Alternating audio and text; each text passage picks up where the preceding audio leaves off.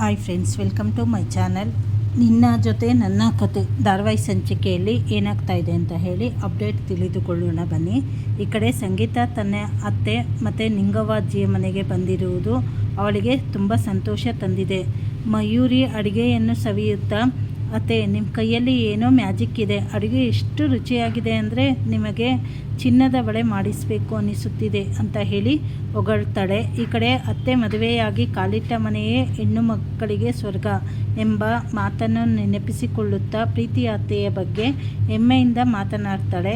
ಮತ್ತೊಂದೆಡೆ ಭೂಮಿ ತನ್ನ ಮನಸ್ಸಿನಲ್ಲಿದ್ದ ದೊಡ್ಡ ರಹಸ್ಯವನ್ನು ಬಿಚ್ಚಿಡಲು ನಿರ್ಧರಿಸುತ್ತಾಳೆ.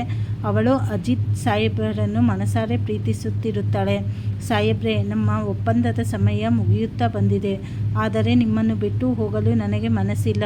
ನಾನು ಮಿಸ್ಸೆಸ್ ಭೂಮಿ ಅಜಿತ್ ರಾಮ ನಾರಾಯಣ ಆಗಿಯೇ ಈ ಮನೆಯಲ್ಲೂ ಇರಲು ಬಯಸುತ್ತೇನೆ ಎಂದು ತನ್ನ ಫೋನ್ನಲ್ಲಿ ವಾಯ್ಸ್ ನೋಟ್ ರೆಕಾರ್ಡ್ ಮಾಡ್ತಾಳೆ. ಆದರೆ ತಕ್ಷಣವೇ ಅವಳಿಗೆ ಅನಿಸುತ್ತದೆ, ಇಂತಹ ಪ್ರಮುಖ ವಿಷಯವನ್ನು ಮೆಸೇಜ್ ಮೂಲಕ ಹೇಳಬಾರದು.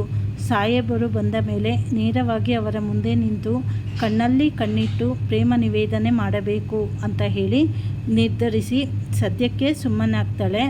ಈ ಕಡೆ ನಿಂಗವ್ವ ಅಜ್ಜಿಯ ಮನೆಯಲ್ಲಿ ಶಿಸ್ತು ತುಂಬ ಕಠಿಣವಾಗಿದೆ. ಅಜ್ಜಿ ಹಾಕಿದ ಗೆರೆಯನ್ನು ಯಾರು ದಾಟುವಂತಿಲ್ಲ. ಅಮ್ಮ ಅಡುಗೆ ಮನೆಯಲ್ಲಿ ಒಬ್ಬರೇ ಕಷ್ಟಪಡುತ್ತಿರುವುದನ್ನು ನೋಡಿ ಭೂಮಿ ಮತ್ತು ಇತರರು ಸಹಾಯ ಮಾಡಲು ಹೋಗ್ತಾರೆ. ಆದರೆ ಅಜ್ಜಿ ಯಾರೂ ಅಡುಗೆ ಮನೆಗೆ ಹೋಗಬಾರ್ದು ಎಂದು ಕಟ್ಟುನಿಟ್ಟಿನ ಆದೇಶ ಮಾಡಿರುತ್ತಾರೆ. ಭೂಮಿ ಹೇಗಾದರೂ ಮಾಡಿ ಅಜ್ಜಿಯ ಕಣ್ಣು ತಪ್ಪಿಸಿ ಅಡುಗೆ ಮನೆಯ ಕಿಟಕಿಯಿಂದೆಯೇ ನಿಂತು ತರಕಾರಿ ಹೆಚ್ಚಿಕೊಡುವ ಸಾಹಸ ಮಾಡ್ತಾಳೆ. ಇದೇ ಸಮಯದಲ್ಲಿ ಅಜ್ಜಿಗೆ ಕಳೆದ 1 ವರ್ಷದಿಂದ ಕಾಡುತ್ತಿರುವ ಕೆಮ್ಮಿನ ಬಗ್ಗೆ ಚರ್ಚೆ ನಡೆಯುತ್ತದೆ. 1 ವರ್ಷದಿಂದ ಕೆಮ್ಮು ಇದ್ದರೆ ಅದು ಆರೋಗ್ಯಕ್ಕೆ ಒಳ್ಳೆಯದಲ್ಲ, ಟೆಸ್ಟ್ ಮಾಡಿಸೋಣ ಅಂತ ಹೇಳಿ ಮನೆಯವರು ಹೇಳಿದಾಗ ಅಜ್ಜಿ ಸಿಟ್ಟಾಗ್ತಾರೆ. ನಮ್ಮ ಕಡೆ ಮುಖ ನೋಡಿದರೆ ಸಾಕು, ಡಾಕ್ಟರ್ ರೋಗ ಏನೆಂದು ಹೇಳ್ತಾರೆ, ನಿನ್ನ ಟೆಸ್ಟ್ ಬೇಕಿಲ್ಲ ಅಂತ ಹೇಳಿ ಹಠ ಮಾಡ್ತಾರೆ. ಮನೆಯಲ್ಲಿ ರಾಮನವಮಿ ಹಬ್ಬದ ಸಿದ್ಧತೆ ಜೋರಾಗಿ ನಡೆಯುತ್ತಿದ್ದು, ಭೂಮಿಯ ಪ್ರೇಮ ಕಥೆ ಮುಂದಿನ ದಿನಗಳಲ್ಲಿ ಯಾವ ತಿರುವು ಪಡೆಯಲಿದೆ ಅಂತ ಹೇಳಿ ಕುತೂಹಲ ಮೂಡಿಸುತ್ತದೆ.